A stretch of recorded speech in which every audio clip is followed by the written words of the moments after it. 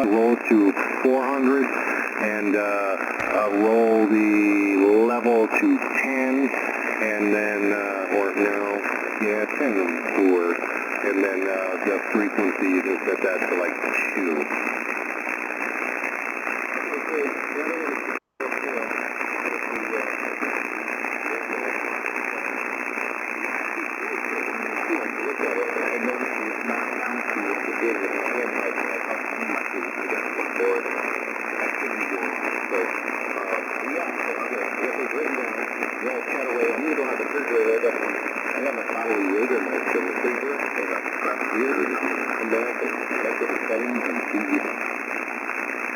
Alright, cool. And then on the other end of that,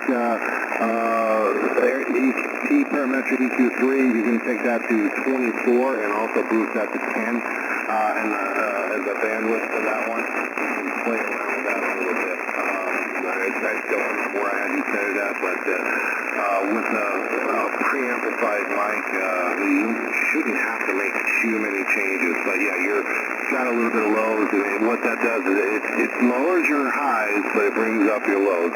That makes sense. You got to just that balancing act there.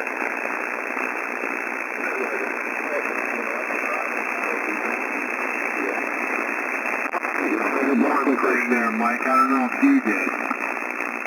I know the difference. Yeah, it's if I remember correctly, the M70 that switches the low-cut filter is what it is. It takes the lows out, and then you turn it off, which is just through. It keeps them in there. It's a balancing act. You can either turn it on, low-cut on, and then bring your bass back up, or you can turn it off and bring your highs up and bring your lows down a little bit. I don't know why they replaced the MD100 mic. I really don't. With that microphone, if they were going to do it, they should have just kept the other settings with it. But Kerry uses one, Tom uses one. They're not bad microphones. You've got to learn to adjust the EQ to match it. Yeah, I think I noticed when he turned it on with the low cut, his signal actually got a little bit better. So I get it, yeah. And it's like going through the adjusters, either from one end or the other. That's all. Yeah, I mean, the mids were there. It's just, you notice that the one, it went up on one end and down on the other, and when you did the opposite, it went the other way. So you just got to balance those EQs out a little bit. It should be alright, and it helps if you bump the ADC up just a touch too.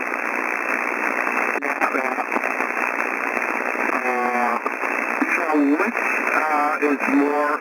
It seems like it drives the radio better with the low cut in, which I'm sure we've seen it with many radios out there, the same result. And then I started at the other. And it's like, wow, your signal came up from an F7 to 5 over, just by adjusting your audio. So, yeah, when he switched the low cut, I noticed an increase in signal because it was that tone of audio was driving his radio just a little bit better.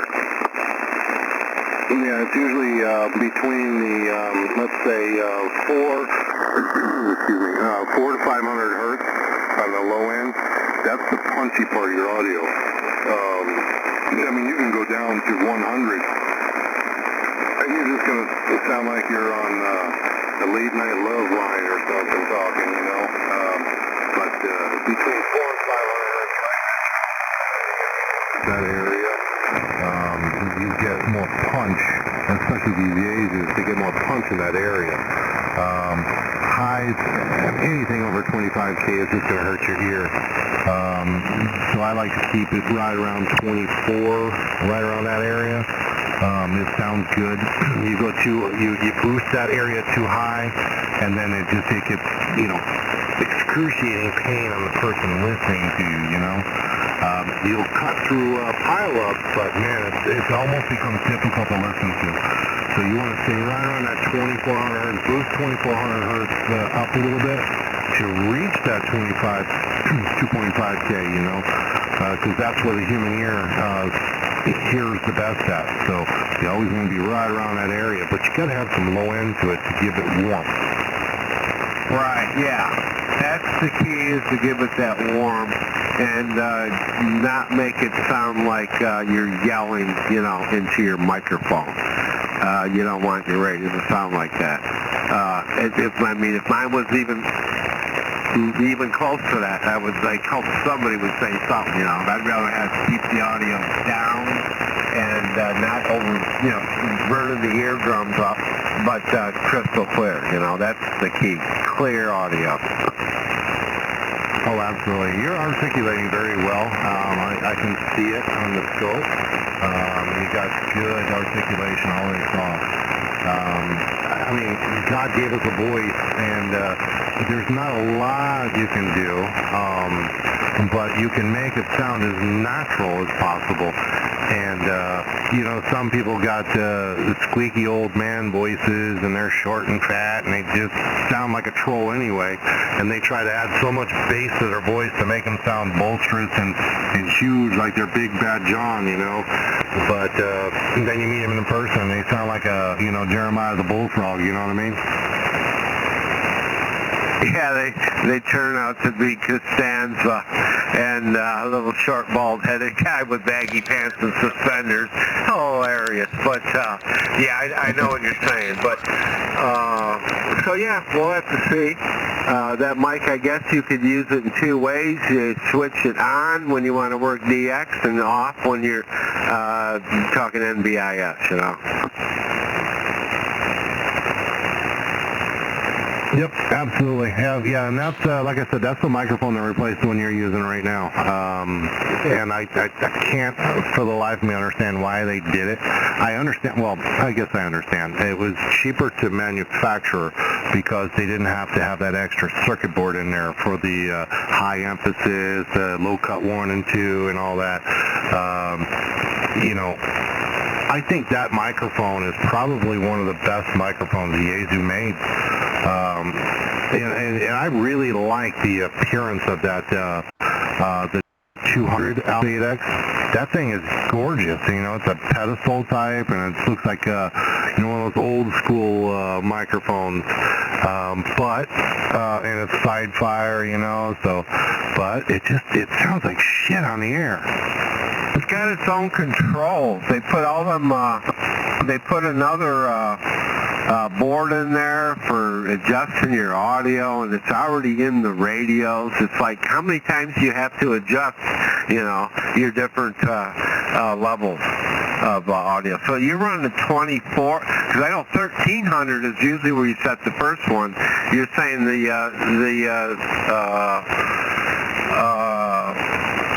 IQ, the 2 is around 2400, you said it? Because I think the high-end one, you usually put that around 27 or 28 or something. No, the P-Parametric EQ3, you want that about 24. The mid-range, the EQ2 setting, that's the one where you put it at 13 or 14. You can play around with it depending on how much mid-range your voice has. A lot of people don't have mid-range in their voice, or some people have all mid-range. They don't have a toner voice or a soprano voice. They got, it's just they lack it. So that's where those EQs come in. But yeah, the mid-range I use. What am I running? Hang on.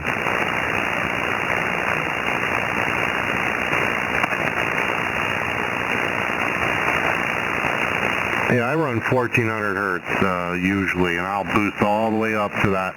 My level is always at 10 on that. And then if your level is your bandwidth rather, that's where you're going to get roll off on either side of that. If you boost right at 14 and your bandwidth, or your Q, that's what's going to give you a roll off on either side and give you articulation of your voice with a a 3 band EQ. And on my high end, I run at 2400 hertz. And once again, I also run that at, I boost it at 10, but I start to cut back on that because I don't want to reach all the way up to 27 or 30. You know, I want to stay down right around no more than 25. So that's where I start to play with the bandwidth mostly.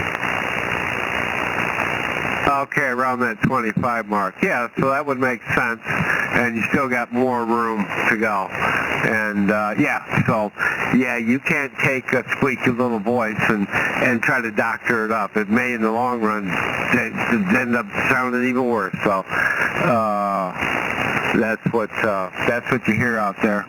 And I think there was a station here, and you might be able to hear it better than me. It was pretty light, but they said something, but I'm not sure who it was.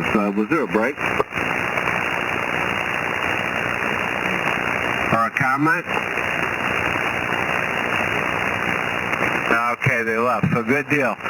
So, well, we'll see when he gets back, and we'll see where his settings are and what the difference is going to be. So,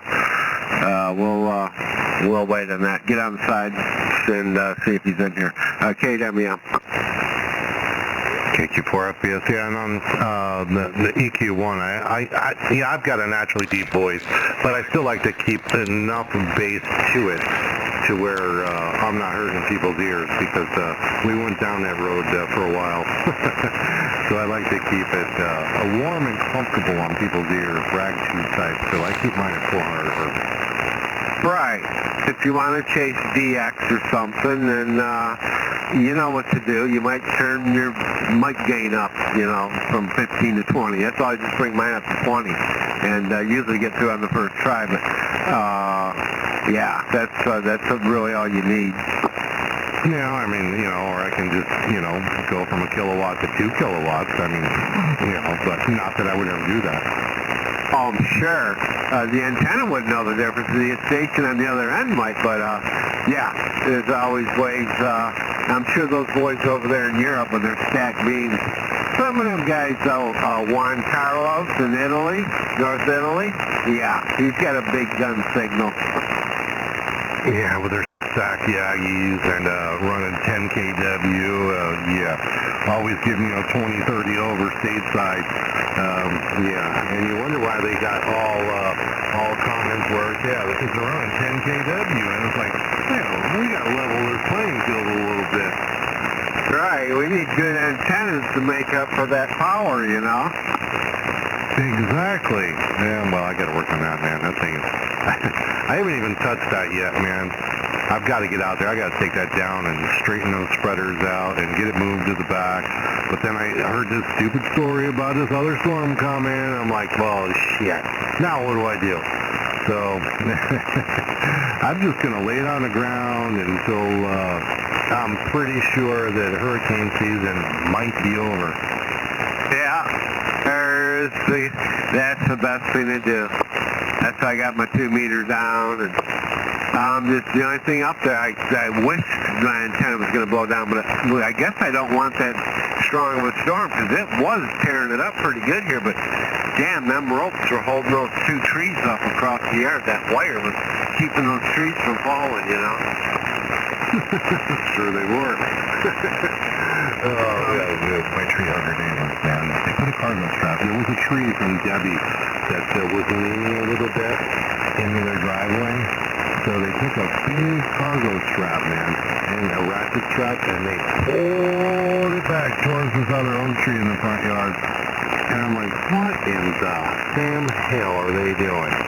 And they straightened the tree out, and then, you know, I was like, what's going to happen when you release that cargo strap? Is that tree going to completely just drop on your house and car? And they better hope that thing don't snap off the tree and come back down.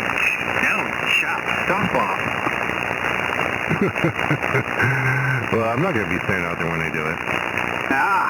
As they be moving 1,000 miles an hour, it's like, nope, I don't want to be in the way of that. Just chop things right off. It's like, nah, I don't want to be part of that. And then living, oh, that's crazy. They got that strap holding the tree up. That's really smart.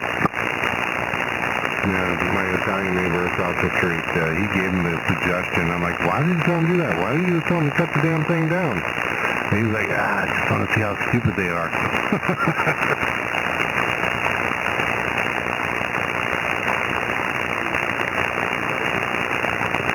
Go ahead there, Charlie, Victor Delta.